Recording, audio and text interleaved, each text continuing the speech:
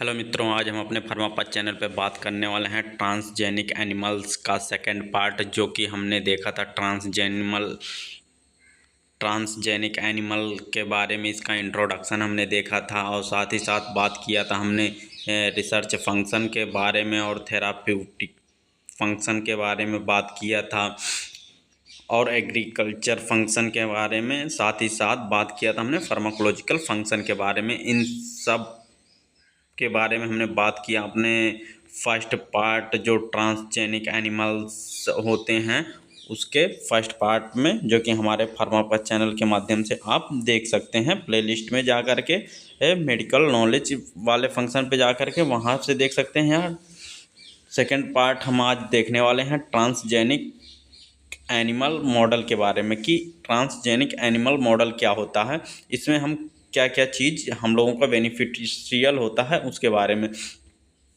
तो बात कर लिया जाए कि ट्रांसजेनिक एनिमल्स जो मॉडल्स होता है उसको हम यूज़ करते हैं ऑन्कोलॉजी, जैसे कैंसर के डिजीज़ वगैरह में स्टडी या फिर उसमें ट्रीट करने के लिए जो होता है उसके लिए हम इसका यूज़ करते हैं। और साथ ही साथ न्यूरोलॉजिकल, कहने मतलब न्यूरो और डिजीज़ जो होता है, न्यूरो से रिलेटेड कोई भी डिसऑर्डर हो जाता है वो, तो उस केस में हम ट्रांसजेनिक एनिमल्स का यूज़ करते हैं। वहीं वैस्कुलर डिजीज़, कहने का मतलब कि कार्डियक, कहने का मतलब हार्ट से रिलेटेड कोई भी प्रॉब्लम होती है उन सब के मॉडलिंग करने में या फिर उसके ट्रीट करने के लिए इन सब का यूज़ किया जाता है। डायबिटीज़ के केस में जब शुगर वगैरह हो जाता है, इंक्रीज़ हो जाता है बॉडी के अंदर, डायबिटीज़ का केस हो जाता है, तो उसमें भी हम इसका यूज़ करते हैं। इस मॉडलिंग के पर्पज़ से हम उसका ट्रीट करने के लिए, डायग्नोस्ट करने के लिए, ट्रीट करने के लिए और उसको किस प्रकार से हेल्पफुल हो, इन सब के बारे में जो है ट्रांसजेनिक एनिमल मॉडल का यूज़ किया जाता है।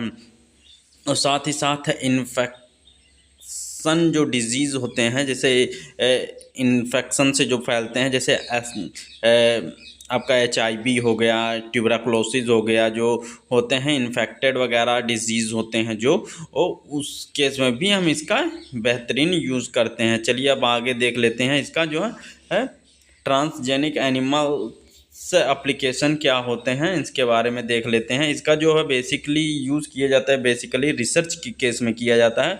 किसी भी चीज़ को रिसर्च करने के लिए, अध्ययन करने के लिए इस चीज़ का, ट्रांसजेनिक एनिमल का यूज़ किया जाता है। बायोटेक्नोलॉजी, कहने वो बायोटेक्नोलॉजी वगैरह के क्षेत्र में ये काफ़ी ज़्यादा यूज़फुल होते हैं हमारे ट्रांसजेनिक एनिमल्स, जो कि आजकल टेक्नोलॉजी का बहुत ही अहम योगदान रहा है हमारे ट्रीटमेंट और डिजीज़ के केसेस में। तो उस केस में बायोटेक्नोलॉजी में लाने के लिए ट्रांसजेनिक एनिमल पे एक्सपेरिमेंट किया जाता है, जो कि काफ़ी हेल्पफुल रहता है। इससे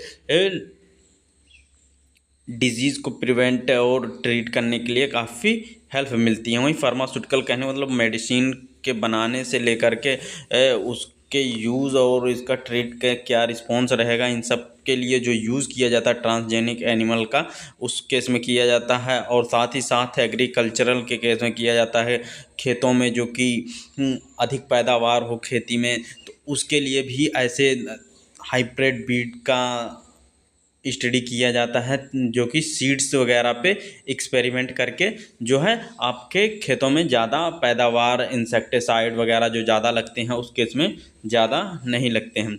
और मेडिसिन के केसेस में भी इसका यूज़ किया जाता है, जो कि काफ़ी बेनिफिट होता है, ख़ास करके चिकित्सा के क्षेत्र में। और जो है एग्रीकल्चरल के मेडिसिन वगैरह के जो हैं सब बेनिफिट एंड ट्रांसजेनिक एनिमल, कहने मतलब ट्रांसजेनिक एनिमल जो होते हैं इनका जो है क्या बेनिफिट रहता है, इसके बारे में देख लेते हैं। तो improving occurring of the relevance, कहने मतलब इन सब चीज़ों की वजह से क्या होता है, काफ़ी ज़्यादा लाभ मिलता है हमें। जैसे फसल में बात पकड़ लिया जाए तो वो फसल में ऐसा होता है कि इसमें जो जानवर वगैरह, जो कीड़े वगैरह लगते हैं फसल में, तो इसका यूज़ करके जो है फसल को काफ़ी बेहतरीन ढंग से उगाया जाता है, जो कि इंसेक्टिसाइड से बचाता है। उसके लिए होता है एनिमल पे किया जाता है, तो मिल्क प्रोडक्शन बढ़ाने के लिए आपका इन सब केस में, और मेडिसिन के केस में और सर्जरी के केस में और एक्सपेरिमेंटल एनिमल्स क्या किसकी एक्टिविटी रहने वाली है, इन सब के केसेस में ये हमारा यूज़ करता है। Reduce need of human clinical trial, तो ये जो है, जो ह्यूमन क्लिनिकल ट्रायल होता है उस केस में इसका यूज़ किया जाता है, जो काफ़ी अहम रोल होता है। इंक्रीज इफिकेसी एंड स्पीड, कहने मतलब इसकी वजह से ही इंक्रीज हो जाता है एफिकेसी एंड स्पीड, और कॉस्ट इफेक्टिव होता है, ये काफ़ी सस्ता इकोनॉमिक होता है, जो कि ये चल जाता, कॉस्ट इफेक्टिव होता है। कहीं वहीं बड़े जानवर पे अगर हम एक्सपेरिमेंट कर रहे हैं तो दिक्कत हो जाती है, उस जानवर को लाना, परचेस करना, रख रखाव, कीपिंग, रिकॉर्डिंग, ये सब करना, केयरिंग करना, ये सब ज़्यादा पड़ जाता है। बट जो ट्रांसजेनिक एनिमल्स होते हैं हमारे, जो कि मॉडिफाई जीन किए होते हैं एनिमल्स, तो उनका यूज़ करके हम सस्ते में काम चला लेते हैं। Availability and study complex biological purpose, ये बायोलॉजिकल पर्पस से जो है ह्यूमन एक्टिविटी होती है रिसर्च के केस में, उस केस में काफ़ी ज़्यादा यूज़ किया जाता है। ट्रांसजेनिक एनिमल्स जो होते हैं, प्रोडक्शन स्टेप क्या क्या रहते हैं, जैसे डीएनए आइसोलेटिंग एंड क्लोनिंग करने के केसेस में इसका यूज़ किया जाता है। प्रोडक्शन स्टेप के अंदर एम्ब्रियोनिक कलेक्टिव एंड प्रिपरेशन करने के लिए माइक्रोनिक इंजेक्शन और इलेक्ट्रोपोरेशन के लिए यूज़ किया जाता है। एम्ब्रियो कल्चर एंड ट्रांसफ़र के लिए होता है।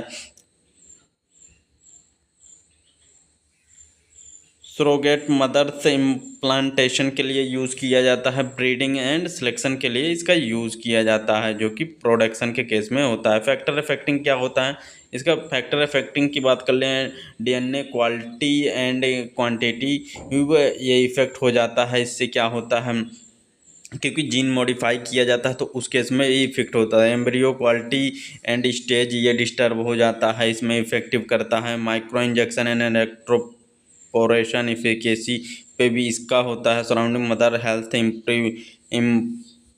प्रोडक्टिव ब्रीडिंग स्टेज, जो कि हमने ऊपर बात किया, वही सब चीज़ें हैं यहाँ पे। एप्लीकेशन ऑफ ट्रांसजेनिक एनिमल्स के बारे में, जैसे कि ये रिसर्च के केस में, डिजीज़ के केसेस में, ड्रग डेवलपमेंट के, एग्रीकल्चरल के, बायोकेमिकल रिसर्च के केस में इसका यूज़ किया जाता है, जो कि उसके लिए, इसके लिए बहुत ही एडवांटेज और डिसएडवांटेज के बारे में बात कर लिया जाए कि एडवांटेज और इसका एडवांटेज क्या होता है इसको। तो इम्प्रूव द क्वालिटी रिलेवेंस के लिए, reduce human clinical trial, increase efficacy, cost effective होता है, availability of the complex biological text के लिए यूज़ किया जाता है। वहीं जो है हमारा बात कर लिया जाए कि रिसर्च के लिए, डिजीज़ के लिए, ड्रग डेवलपमेंट, एग्रीकल्चर, बायोटेक्नोलॉजी के लिए ही यूज़ किया जाता है ट्रांसजेनिक एनिमल्स का। तो ये वीडियो बस यहीं तक थी। अगर ये वीडियो आपको अच्छी लगी हो तो इसे सपोर्ट कीजिए, ताकि हम अपने फर्मापद चैनल के माध्यम से आप तक, इसी प्रकार से फर्मापद चैनल के माध्यम तक आपसे फार्मेसी, मेडिसिन और मेडिसिन से रिलेटेड तमाम टॉपिक्स पे आप पे वीडियो बनाते रहें। Thank you friend.